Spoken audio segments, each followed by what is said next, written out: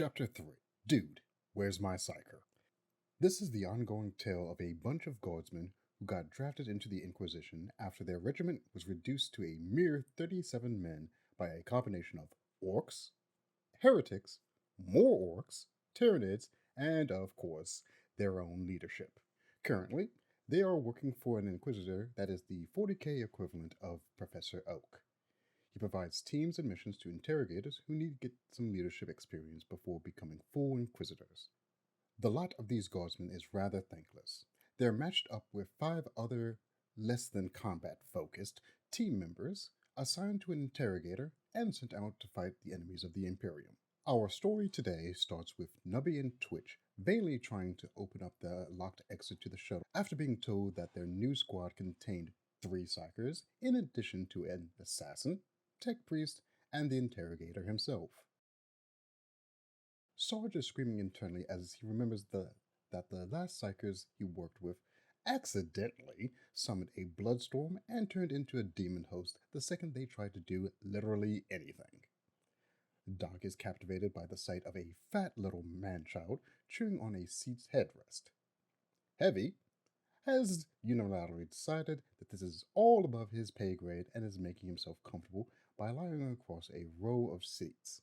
The interrogator explains that the team is on its way to find out why a planet has not been supplying Psykers to the black ships. One of the Psykers asks Sarge to stop screaming. It's making it hard to think. The current psychic phenomena count, 0. Current perils of the warp count, 0.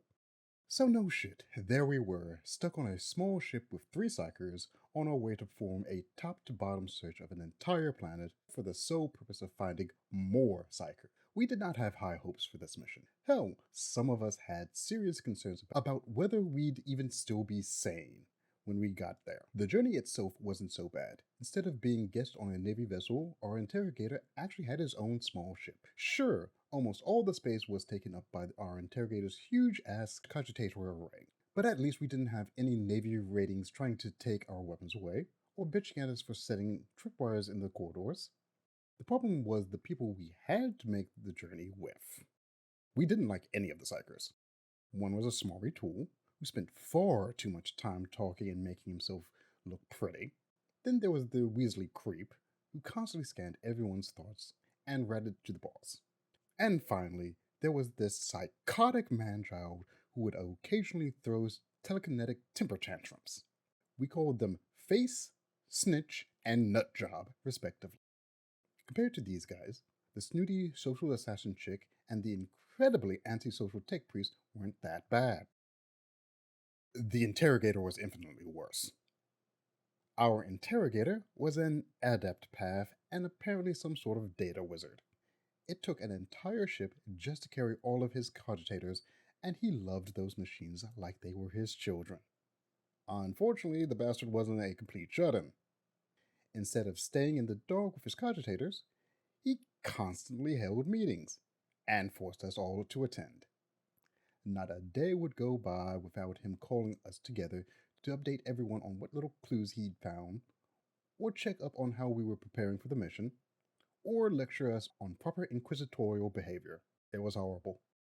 On our previous mission, we happily ignored everyone else on our team while they happily did likewise. This time, we had an interrogator who had never used a gun in anger giving us unwanted advice about combat drill, kit loadout, regulatory compliance, and freaking etiquette. This was all done in a tone of smug benevolence. He understood that we were just dim-witted manual laborers and couldn't be blamed for not being as smart as he was. That's why it was his duty to do all the hard thinking for us.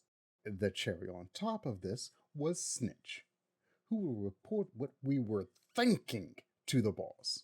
Every time those lectures filled us with murderous rage, the little weasel would go and tell on us. Then we get a second lecture upon proper attitude towards authority. God Emperor, we hated him. Eventually, we arrived at the planet which had earned the Inquisition's attention by providing the black ships with nothing but pathetically weak Psykers completely unsuited for anything whatsoever. There were probably dogs out there with more psychic talent than the strongest Psykers sent to the ships. But when the black ships had scanned the planet, there were no unsanctioned Psykers running around, so they took the pathetic tithe and left. Now, we were here to find out where all the Psychers that should have been on the planet of this size had gone. The gist of all the briefings we had suffered through was that a disappearance on this scale meant that we were either dealing with corruption in the government, a massive cult, some kind of Psyker eating demon, or Eldar. This meant, unless proven otherwise, we had to assume that everyone was in on it. So until the interrogator got some sort of evidence, we wouldn't have any outside support. The past assassin chick and Face did all the social legwork. They would circumspectly shake people down for information while we loomed in the background, or preferably down the street at a cheap diner. Apparently, they were very good at it, since everyone aside from us thought they were absolutely delightful to be around. At the end of each day, they would transcribe everything they found and beam it up to the interrogator to process. The other information gathering team involved the tech priest and snitch hanging around in the equivalent of an unmarked van. They spent all day driving around, hacking wireless networks, scanning people's thoughts, and dumping all the information back to the boss in orbit. We got to drive the van and fetch snacks. We didn't all get to leave the ship. One or two of us were always stuck at base, since it was apparently our job to babysit the nutjob Psyker. It really was babysitting too, because we had to clean up the messes he made, get food for him, calm him down when he threw a fit, and entertain him when he got bored and started pulling the rivets out of the walls with his brain. Poor Doc got that job more than anyone else. He just wasn't very good at saying no. Aside from that, though, it was an improvement over the trip out there. We were occasionally able to get away from our teammates, and whoever was backing up the social team got to visit some pretty high-class parties. It was always a nice opportunity to snag some good food, and in Nubby's case, pocket the silverware. After a while, the interrogator called us together and informed us of his brilliant deductions and masterful analysis. These involved money trails, newfound political power, falsified ship manifests, and other stuff we really didn't care. It all boiled down to someone in the government is selling these psychers off planet. Once our interrogator was done explaining his genius, he had everyone but himself rebase to a few floors of apartments, located in one of the largest cities on the planet. After the team was settled in, he sent us out to take some long, hard looks at a bunch of nearby banks. We enjoyed being away from him and his constant meeting, and quickly turned the building into a proper guard barracks, which is to say that Twitch wired the place up with dozens of traps, Nubby started fencing stolen goods out of the garage, and the rest of us built a set of barricades between us and the outside world, as well as between us and the rest of our goddamn team. It felt good to be home. Before long, word had came down that the interrogator had identified the operations banker, and the whole ground team was sent off to get some answers out of him. While Heavy hung out in the van with the socially unacceptable members of the team, and ignored the ugly little man prodding his brain and demanding candy, the rest of us infiltrated the bank. That is to say, we put on suits, which succeeded in making us look exactly like Guardsmen in suits, and marched behind Face and the assassin into one of the planet's largest banks. There was a little bit of trouble getting through security, which was entirely our fault. All of us had kept our labs rifles underneath our suits, and Twitch was still carrying a few det packs. We weren't very good at disguises. Luckily, between Face doing some Psyker stuff and the tech priest hack van messing with the security systems, we got in fine. After we were past security, Face and the assassin greased a few palms and screwed with a few mines. Before long, we all sat down to a nice discussion and tea time with the banker. Well, they sat. Us guardsmen stood around and looked ominous. Various falsified credentials were shown, psychic tricks were used, and a discreet uplink was attached to a cogitator. Then everyone left happy and healthy. We decided to exit via the back way so as not to trouble security again. And also because Nubby had wheeled out the tea trolley when we left. The boss and the rest were pretty excited about what they found on the baker's cogitator. The next few days were spent in relative peace while the interrogator worked with the rest of the team to map out a web of corruption and bribery. This lasted right up until Snitch called us one evening and said a large group of hitmen were moving through the empty floor below us. We were locked and loaded within seconds and started laying fire into the hitmen from multiple sides before they even hit the edge of the perimeter. We had good cover, good firing lines, knowledge of local terrain, superior weaponry, much better training, and the element of surprise. It was an outright slaughter. The last three of them were pinned down by Heavy and Twitch while the rest of us flanked them when everything went dark. And horrific screaming started. When the lights returned, all the hitmen, dead or alive, had been reduced to chunky salsa, and we could hear Nutcase giggling upstairs. This promptly killed the mood. Everyone eyed the Psyker nervously as we packed up our shit and got the hell out of there before the authorities showed up. We elected to exit via the garages in a cargo truck while the rest of the team used the shuttle on the roof. None of us wanted to be anywhere near the Psykers after that show. Also, Nubby and Twitch didn't want to leave anything behind. Psychic phenomena count 1. Perils of the warp count 0. We rebased to another, almost identical set of apartments and went about godifying it all over again. Except this time, Twitch was giving free reign on the entire buffer floor, instead of just the entrances and windows. While this meant that entering our base via the main entrance took about 15 minutes and carried a very real risk of grisly death, we knew that people were actively trying to kill us. Also, we didn't want to depend on anyone who turned bodies into chunky salsa and giggled about it for our perimeter security. The rest of the team started using air transport exclusively after the assassin nearly lost a hand when she didn't follow Twitch's every instruction correctly. After a few days at our new base doing scan trips and otherwise lying low, Snitch found a young nascent psyker powerful enough to be worthwhile. So our team of elite inquisitorial agents started staking out a toddler. Our unmarked vans followed the kid day and night from his hab to the daycare to the playground and everywhere else you might take a toddler. Imagine 5 heavily armed men all clustered around a screen, watching a kid being pushed on a swing, while behind them an undeniably creepy bugger relays what everyone in the playground is currently thinking, and a psychotic manchild picks his nose and mutters to himself. Eventually, our weird stakeout paid off. A bunch of suits showed up and grabbed the kid and his mother. So no shit, there we were.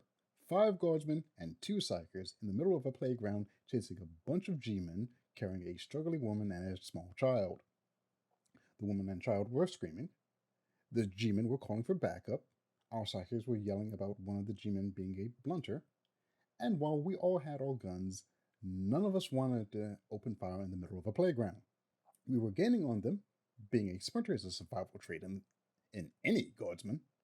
But right as we reached them, one of them slapped a button on their chest, and another one of them started to float into the air as the surrounding area was covered with frost.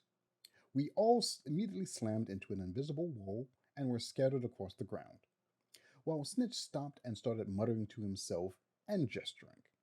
None of us wanted to be in the middle of a psyker fight, so we flanked the invisible shield, left Heavy to cover the enemy psyker, and resumed the chase. The G-men had gone to ground in a playscape and opened fire on us with small arms, but were having trouble because the child was apparently emitting random bursts of static electricity. We decided that survival was more important than civilian casualties and returned fire from whatever cover we could find. And since we were damn good at our jobs, things went pretty poorly for the G-men.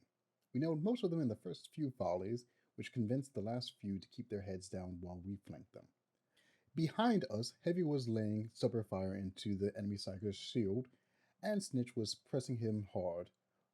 Then, with a little pop, the enemy psyker disappeared. While Heavy and Snitch watched the spot where the psyker had been, we rushed the remaining G-men. Our interrogator was helpfully reminding us over the Vox that he wanted prisoners. So we charged in to beat the shit out of the last few survivors. Unfortunately, at this point, their backup arrived in the form of an unmarked government flyer, which immediately began to lay down some serious suppressive fire. This was higher stakes than we were ready for, so we bugged the hell out while the remaining G-men piled in with the kid and his mother. The flyer wasn't done with us though. As soon as its doors were closed, it lifted off and got ready to do a strafing run. We hit the dirt and dodged the first pass like true guardsmen, while behind us the enemy psyker had reappeared with another pop, and the fight resumed. This time the fight was over in seconds. The nutjob had finally caught his fat ass up with us, and with a little slurp, the enemy Psyker turned inside out. That done with, both Psykers and Heavy turned their attention to the flyer, which decided that it was time to cut its losses and got the hell out of there. As we got back up out of cover, the interrogator called us to tell us that the assassin in face had successfully tagged the flyer with a tracer, and the tech priest would shortly be picking us up to assault whatever facility it landed at. Psychic phenomena count 3. Perils of the warp count 1. Apparently, some minor detail about the G-Men or the flyer finally got the interrogator the evidence he needed to safely call in official support. After he was done bitching at us for not capturing anyone, or stopping the flyer, or whatever else we did wrong, our interrogator told us a squad or two of our bodies would be assisting us. Nubby was understandably nervous about being around about what were normally law enforcement officers. And none of us were happy when the interrogator explained that he was only bringing in the all bodies because he thought we were incompetent. But overall, this news was well received by us guardsmen. More bodies between us and incoming fire is always welcome. Doubly so if they had heavy armor and good fire discipline. The facility we landed at was large, grim, and obviously a shuttle port. Therefore, our job in this raid was to capture any available information about where the shuttles would be going. So while 2 squads of our bodies had fun clearing the place room by room with judicious use of shotguns and shock mauls, we kept a secure perimeter around the rest of our team as they uplinked cogitators and mind-scanned people. Aside from a few runners and idiots too dumb to surrender, we didn't have any excitement until one of the Arbati squads found the Psyker holding area. As the Arbatis closed in, one of the G-men apparently decided that the situation was unsalvageable and released the Psykers. Under the cover of a dozen psychically gifted children freaking the hell out, they punched through the Arbati squad and headed right for us. Or more likely, the flyer we were examining. We opened fire as the heavily armed G-men entered the hangar and had them pinned in the hallway until Sarge and Heavy's cover got blown apart by a fireball. Once again, we found ourselves caught in a psycho duel. It was 3-on-3, and this time, Nutjob wasn't Kerber stopping them. The fight seemed evenly matched. Our psychers stood there and grimaced a lot and occasionally manifested horrible smells or small earthquakes. Their psychers sat in cover and did likewise. We didn't have line of sight on any of them, and when we tried to toss in a grenade, it got slapped back at us halfway through its arc. We weren't exactly sure what to do, but after the 4th creepy occurrence, we decided it was time to use our initiative and end this shit before someone summoned a demon. Sarge appropriated a nearby forklift, drove it outside the hangar, and then we slapped a bunch of det packs on it. We turned it toward the outside wall of the hallway the Psykers were holed up in, put a brick on the pedal, and blew the entire hallway into rubble before anyone noticed what was going on. It surprised the hell out of us when the dust cleared and 2 Psykers were still there, hiding under a shield. But it didn't last long after that. With a hellish bang, one of the Psykers shot into the air and splattered against the shield, and the last Psyker immediately turned inside out. We could hear the nutjob giggling in the hangar. A psychic phenomena count 8. Perils of the warp count 2. That was the last of the resistance. We poked through the military hardware that was left behind while the rest of our team did inquisitorial stuff to surviving G-men and their cogitators. After they were finished, we packed up our loot and headed back to base to rest and rearm while the interrogator played with all the data we've got for him. We were assured that before long he'd know where the Psykers had been sent from the processing facility, and were told to get ready to launch another assault as soon as he had a target.